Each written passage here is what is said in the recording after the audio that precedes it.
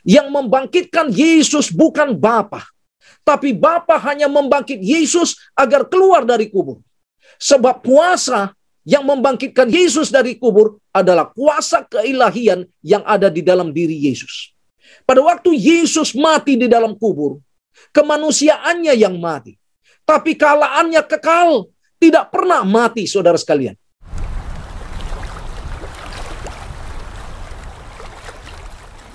Pekabaran firman Tuhan pada hari Sabat ini berjudul Kasih Yesus. Kasih adalah dasar daripada kehidupan kita. Seorang Kristen adalah seorang pengikut Yesus. Kasih Yesus yang sudah memanggil saudara dan saya menjadi umatnya di jemaat ini. Alkitab katakan dalam 1 Yohanes 4 ayat 7 dan 8, sebab kasih itu berasal dari Allah. Dan setiap orang yang mengasihi lahir dari Allah dan mengenal Allah. Barang siapa yang tidak mengasihi, ia tidak mengenal Allah, sebab Allah adalah kasih. Kasih bersumber daripada Allah. Kasih bukan bersumber dari manusia. Alkitab menjelaskan melalui Rasul Paulus dalam 1 Korintus 13 ayat 4-8. Alkitab menjelaskan bahwa kasih Allah adalah kasih agape. Bila mana saudara pelajari 1 Korintus 13 ayat 4-8. Kasih itu sabar, kasih itu murah hati, ia tidak cemburu, ia tidak memegahkan diri dan tidak sombong, ia tidak melakukan yang tidak sopan, dan tidak mencari keuntungan diri sendiri. Ia tidak pemarah dan tidak menyimpan kesalahan orang lain. Ia tidak bersukacita karena ketidakadilan, tetapi ia bersukacita karena kebenaran. Ia menutupi segala sesuatu, percaya segala sesuatu, mengharapkan segala sesuatu, sabar menanggung segala sesuatu. Kasih tidak berkesudahan. Nubuat akan berakhir, bahasa roh akan berhenti, dan pengetahuan akan lenyap. Saudara sekalian, kasih yang dimiliki oleh Allah adalah kasih yang tidak terbatas dan yang tidak akan pernah berkesudahan. Allah memiliki kasih yang tidak dibatasi waktu, tidak dibatasi keadaan, tidak dibatasi oleh kepada siapapun kasih itu diberikan. Dalam 1 Yohanes 4 ayat 19, Alkitab katakan kita mengasihi karena Allah lebih dulu mengasihi kita. Bukan kita yang lebih dulu mengasihi Allah, tapi karena Allah yang lebih dulu mengasihi kita. Ada satu pepatah dalam bahasa Latin yang berbunyi, amor gignit amorem. Kasih yang lahir dari Allah kepada Yesus, melahirkan kasih Yesus kepada saudara dan saya. Amor gignit amorem adalah cinta kasih melahirkan cinta kasih. Kasih yang lahir dari Allah Bapa kepada Yesus akan melahirkan kasih Yesus kepada saudara dan saya. Dan kasih yang lahir dari Yesus kepada saudara dan saya akan melahirkan kasih ini kepada sesama kita. Ayat inti khotbah pada hari Sabat ini yang sudah dibacakan tadi terdapat dalam Yohanes 15 ayat yang ke-9. Alkitab katakan seperti Bapa telah mengasihi aku, demikianlah aku juga mengasihi kamu, tinggallah di dalam kasihku. Kalau saudara membaca ayat ini dapat dibagi menjadi 3 bagian. Yang pertama, seperti Bapa telah mengasihi aku. Yang kedua, demikian juga aku telah mengasihi kamu. Yang ketiga, tinggallah di dalam kasihku. Bagian yang pertama menekankan kasih Bapa kepada Yesus. Ada banyak ayat Alkitab dan tulisan roh nubuat yang menjelaskan bagaimana besar kasih Bapa kepada Yesus sebagai anaknya. Dalam Matius 28 ayat 18, Alkitab katakan Yesus mendekati mereka dan berkata, kepadaku telah diberikan segala kuasa di sorga dan di bumi. Ini bukti kasih Bapa kepada Yesus. Bapa memberikan kuasa di sorga dan di bumi kepada Yesus anaknya. Saudara baca dalam Filipi 2 ayat 9 dan 10. Alkitab katakan Allah sangat meninggikan dia dan mengaruniakan kepadanya nama di atas segala nama. Supaya dalam nama Yesus bertekuk lutut segala yang ada di langit, yang ada di atas bumi, dan yang ada di bawah bumi. Ini adalah bukti kasih Bapa kepada Yesus. Dia mengaruniakan nama di atas segala nama. Supaya semua bertekuk lutut dan meninggikan Yesus Kristus. Dalam Efesus 1 ayat 20, Alkitab katakan yang dikerjakannya dalam Kristus dengan membangkitkan dia dari antara orang mati dan mendudukkan dia di sebelah kanannya di sorga. Ini bukti kasih Bapa kepada Yesus. Alkitab katakan Bapa membangkitkan Yesus dan menundukkan Yesus di sebelah kanan daripada Bapa yang di sorga. Kalau saudara membaca ayat ini adalah kata-kata kiasan. Seolah-olah Bapa yang membangkitkan Yesus. Tapi kalau saudara baca dalam Roh Nubuat, saudara temukan yang membangkitkan Yesus bukan Bapa. Tapi Bapa hanya membangkit Yesus agar keluar dari kubur. Sebab kuasa yang membangkitkan Yesus dari kubur adalah kuasa keilahian yang ada di dalam diri Yesus. Pada waktu Yesus mati di dalam kubur, kemanusiaannya yang mati. Tapi kealahannya kekal, tidak pernah mati, saudara sekalian.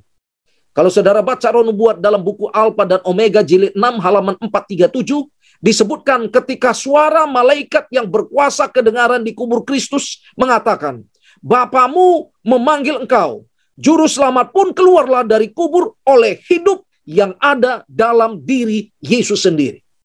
Yang membangkitkan Yesus bukan Allah Bapa, tapi Allah Bapa yang menyuruh malaikat untuk memanggil Yesus keluar dari kubur. Tapi yang membangkitkan Yesus adalah kuasa keilahian, kealahan yang ada di dalam dirinya, yang tidak akan pernah mengalami kematian. Kemanusiaannya yang mati, tapi kealahannya adalah kekal selama-lamanya.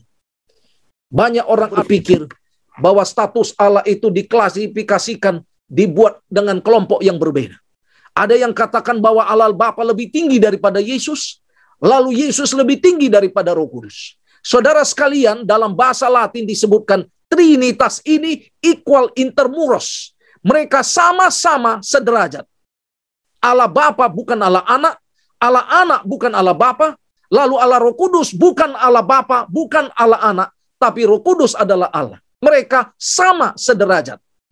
Mereka sama-sama Allah, memiliki kepribadian yang sama dan memiliki karakter yang sama. Pribadinya berbeda, tapi kepribadiannya sama. Saudara sekalian, Bapa tidak lebih tinggi daripada Anak. Anak tidak lebih tinggi daripada Bapa. Bapa dan Anak tidak lebih tinggi daripada Roh Kudus. Mereka sama sejajar, saudara-saudara. Mereka adalah kealahan. Kalau saudara baca dalam 1 Petrus 1 ayat 19 dan 20, melainkan dengan darah yang mahal, yaitu Yesus Kristus, yang sama seperti darah anak domba yang tak bernoda dan tak bercacat. Ia, Yesus, dipilih sebelum dunia dijadikan. Tetapi karena kamu baru menyatakan dirinya pada zaman akhir. Saudara sekalian, rencana keselamatan sudah ada di sorga. Alkitab katakan ia dipilih Yesus. Seolah-olah Yesus dipilih. Ini adalah bahasa Alkitab, bahasa kiasan. Pada waktu rapat rencana keselamatan ada di sorga. Sebelum alam semesta diciptakan. Sebelum manusia diciptakan. Sebelum Lucifer jatuh ke dalam dosa di sorga, rencana keselamatan sudah ada di sorga. Kalau saudara baca Roh Nubuat dalam buku Kemenangan Akhir dan tulisan-tulisan permulaan, saudara dapati pada waktu rencana keselamatan di sorga dibicarakan, malaikat-malaikat menawarkan diri untuk selamatkan manusia yang akan diciptakan, yang akan jatuh ke dalam dosa. Boleh saja yang menawarkan diri adalah pemimpin malaikat Lucifer sebelum kejatuhan. Tapi Bapa katakan darahmu tidak layak untuk selamatkan manusia yang berdosa.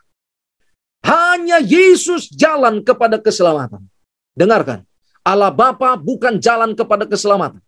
Allah Roh Kudus bukan jalan kepada keselamatan. Tapi mereka adalah bagian daripada keselamatan. Satu-satunya jalan keselamatan adalah Yesus Kristus. Tidak ada Yesus, tidak ada keselamatan. Amin. Itu sebabnya dalam buku Kisah 4 ayat yang ke-12. Tidak ada nama lain yang di dalamnya kamu diselamatkan selain dalam nama daripada Yesus Kristus sebagai jalan kepada keselamatan. Saudara sekalian, kalau saudara baca 1 Petrus 1 ayat 19 dan 20 ini, seolah-olah Yesus dipilih. Sebetulnya kata dipilih adalah hanya untuk memberitahukan kepada rapat Dewan Sorga, rapat keselamatan, bahwa Yesus jalan keselamatan. Kata dipilih. Itu sebetulnya pemberitahuan. Karena malaikat sebagai ciptaan, mereka tidak mau tahu. Mereka tidak tahu siapa jalan keselamatan. Itu sebabnya pemberitahuan. Itulah kata ia dipilih. Sebetulnya tidak ada jalan lain. Satu-satunya pilihan jalan keselamatan hanya siapa? Hanya Yesus. Lalu yang berikutnya saudara temukan secara teori disebutkan ini rencana keselamatan. Tapi sebetulnya ini adalah sifat alami Allah yang menyelamatkan. Sama seperti seorang bapak yang mempunyai anak kandungnya. Ketika dia melihat anaknya menyeberang jalan di mana banyak mobil yang lalu lintas. Tiba-tiba anaknya ditabrak. Saya mau tanya. Apa dia harus rencanakan dulu untuk selamatkan anaknya yang sudah ditabrak? Tidak demikian. Spontanitas. Karena dia punya sifat alami menyelamatkan anaknya. Demikianlah sifat alami yang menyelamatkan yang ada di dalam diri Allah kepada saudara dan saya. Secara teori itu rencana keselamatan, tapi sebetulnya itu adalah sifat alami Allah yang menyelamatkan saudara dan saya. Amin, saudara sekalian. Saudara-saudara sekalian, bagian yang kedua. Kasih Yesus kepada manusia. Kalau saudara baca dalam Yohanes 15 ayat 9, demikian juga kata Yesus, aku mengasihi kamu. Ada banyak bukti kasih Yesus kepada saudara dan saya. Kalau saudara mempelajari mengenai kristologi, doktrin tentang kealahan dan kemanusiaan Yesus, maka saudara dapati ada dua pengajaran. Pengajaran pertama yang mengatakan bahwa Yesus menjelma menjadi manusia 100% tanpa kealahan di dalam dirinya. Ini yang pertama. Yang kedua, doktrin yang mengajarkan bahwa ketika Yesus menjelma menjadi manusia, dia memiliki kealahan di dalam dirinya, dibungkus oleh kemanusiaannya. Menurut saudara, mana yang benar? Doktrin kristologi. Yesus 100% menjadi manusia, tidak memiliki kealahan dalam dirinya, atau Yesus menjelma menjadi manusia, tetapi dia memiliki kealahan dalam dirinya, dibungkus oleh kemanusiaannya. Yang mana yang benar, saudara sekalian? Yang kedua, kalau saudara baca Alkitab, Yesus menjelma 100% sebagai manusia. Tapi dia memiliki 100% kealahan di dalam dirinya. Kalau saudara baca Matius 1 ayat 18 dikatakan, Maria mengandung dari Roh Kudus. Kalau saudara dan saya lahir dari benih manusia. Tapi Yesus lahir dari benih apa? Benih Roh Kudus. Membuktikan ada kealahan dalam diri Yesus. Kalau saudara baca Yohanes 11 ayat 1 sampai 44, Alkitab menyebutkan Yesus membangkitkan Lazarus. Siapakah manusia yang tidak memiliki kealahan yang bisa membangkitkan dan menghidupkan kembali orang yang sudah mati seperti Lazarus? Satu-satunya Yesus membuktikan ada kealahan di dalam diri Yesus Kristus. Kalau saudara baca Markus 2 ayat 5 disebutkan ketika ada orang lumpuh yang meminta kesembuhan kepada Yesus. Yesus berkata, dosamu sudah diampuni. Dapatkah manusia biasa mengampuni dosa? Kalau dia tidak memiliki kealahan dalam dirinya, tidak dapat. Inilah bukti bahwa Yesus sebagai manusia memiliki kealahan dalam dirinya, dibungkus oleh kemanusiaannya. Dan terbukti Yesus berkata, dosamu sudah diampuni. Lalu saudara baca dalam Lukas 9 ayat 28, 29 dan 30. Kalau saudara mau tahu aslinya Yesus, masih ingat pada waktu Yesus naik ke Bukit Zaitun. Lalu dia membawa Petrus, Yakobus dan Yohanes. Dan di atas Bukit Zaitun itu Yesus bertemu dengan Musa dan Elia. Dan Alkitab katakan pada waktu Yesus berdoa di atas Bukit Zaitun itu, Alkitab katakan dari dalam wajah Yesus, dari tubuh Yesus pakaiannya, keluar sinar kemuliaan. Itulah aslinya Yesus. Membuktikan bahwa dalam diri Yesus ada kealahan. Dan bukti daripada kealahan, dia bisa bangkit dari apa? Dari kubur, saudara sekalian. Saudara-saudara sekalian, Yesus betul-betul mengasihi saudara dan saya. Ada banyak bukti di Alkitab bahwa Yesus mengasihi saudara dan saya. Kalau saudara baca di Alkitab, saudara temukan di dalam Alkitab, dalam Yohanes 15 ayat 13. Yesus berkata, tidak ada kasih yang lebih besar dari kasih seorang yang memberikan nyawanya bagi sahabat-sahabat. Seorang sahabat yang sangat dekat. Seorang sahabat yang betul-betul mengasihi saudara dan saya, bukan sekedar bicara, bukan sekedar berbuat baik, tapi dia memberikan nyawanya kepada saudara dan saya. Itu sebabnya dalam Filipi 2 ayat yang ke-8. Dan dalam keadaan sebagai manusia, Yesus telah merendahkan dirinya dan taat sampai mati, bahkan sampai mati di kayu salib. Dalam Roma 6 ayat 23, Yesus melepaskan manusia dari hukuman mati. Dalam 2 Korintus 5 ayat 19, Yesus mendamaikan manusia dengan Allah Bapa. Dalam Yesaya 53 ayat 3-5, Yesus tertikam karena pemberontakan kita. Ia diremukkan oleh karena kejahatan kita. Coba bayangkan saudara-saudara. Seharusnya saudara dan saya sebagai seorang kriminal yang harus mati tergantung di kayu salib. Tetapi justru kematian saudara dan saya digantikan oleh Yesus. Itu sebabnya Alkitab katakan, ia tertikam oleh karena kejahatan dan pemberontakan kita. Coba saudara bayangkan, pikiran kita berpikir tentang dosa, tapi kepala Yesus yang ditusuk mahkota duri. Coba saudara bayangkan, tangan kita melakukan dosa, tapi tangan Yesus yang ditusuk oleh paku. Coba saudara bayangkan kaki kita melangkah ke tempat dosa, tapi kaki Yesus yang ditusuk oleh paku. Coba saudara bayangkan tubuh kita melakukan hawa nafsu dosa, tapi lambung Yesus yang ditusuk oleh tombak. Coba saudara bayangkan lidah kita mengucapkan dusta, mengucapkan dosa, tapi lidah Yesus yang meminum empedu yang pahit. Itu sebabnya Yesus layak mengatakan kepada saudara dan saya dalam Yohanes 14 ayat yang ke-6, akulah jalan dan kebenaran dan hidup. Tidak ada yang seorang pun yang sampai kepada Bapa kalau tidak melalui aku. Yesus sudah menggantikan kematian saudara dan saya. Kematian yang kedua, kematian selama-lamanya. Melalui kematiannya tergantung di kayu salib. Seharusnya saudara dan saya yang mati, saudara sekalian. Ada banyak bukti kasih Yesus kepada saudara dan saya. Dalam Filipi 4 ayat 7, damai sejahtera Allah yang melampaui segala akal akan memelihara hati dan pikiranmu dalam Kristus Yesus. Dalam Mazmur 121 ayat 7, Tuhan akan menjaga engkau terhadap segala kecelakaan. Ia akan menjaga nyawa. Kasih Yesus yang menyelamatkan kita. Kasih Yesus yang memelihara hidup kita. Kasih Yesus yang memberkati kita. Kasih Yesus yang sudah menyembuhkan kita dari berbagai macam penyakit, termasuk penyakit virus corona. Saudara-saudara, kasih Yesus yang sudah menyelamatkan kita. Kasih Yesus yang sudah menyembuhkan kita. Kasih Yesus yang sudah memberkati kita. Dan Alkitab katakan dalam Matius 28 ayat 20. Dan ketahuilah, aku menyertai kamu sampai kepada akhir zaman.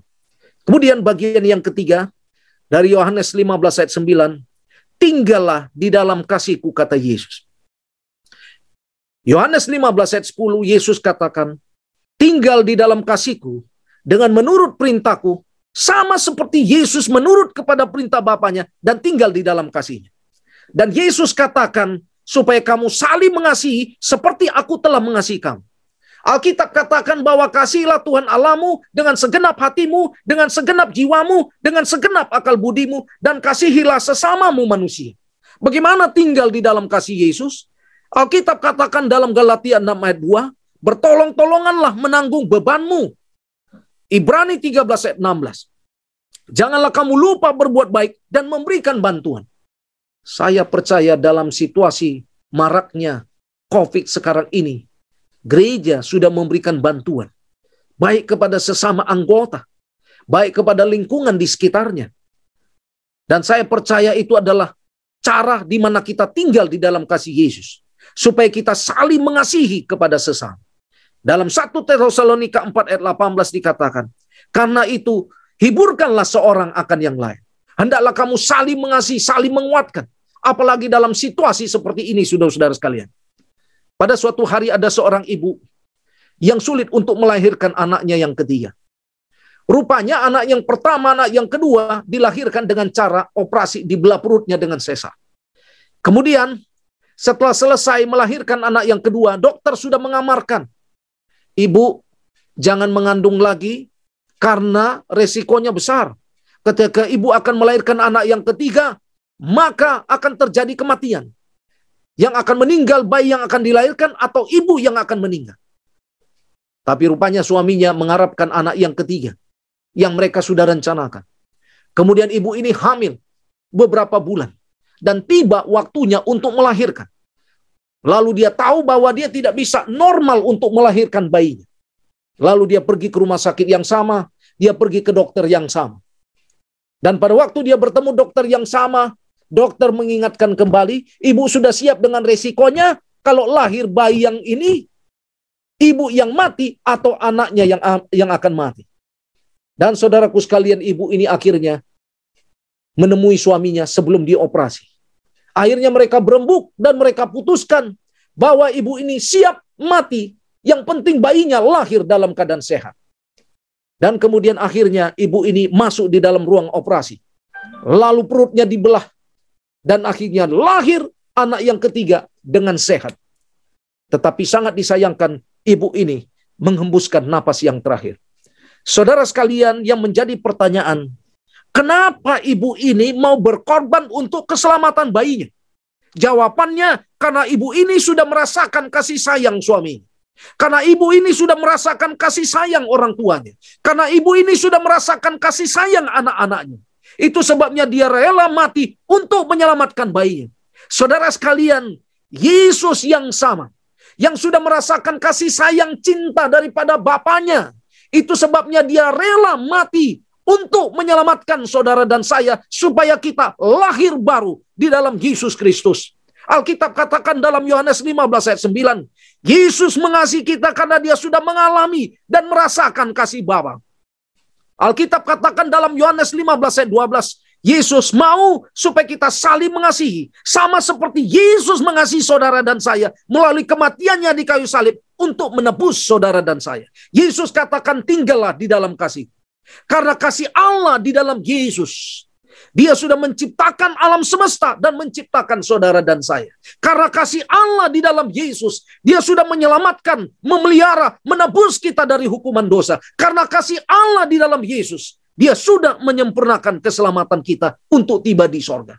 Kiranya kasih daripada Allah melalui Yesus akan memberkati kita, melindungi kita, dan akan menuntun kita untuk masuk dalam kerajaan sorga. Tuhan memberkati. Amin.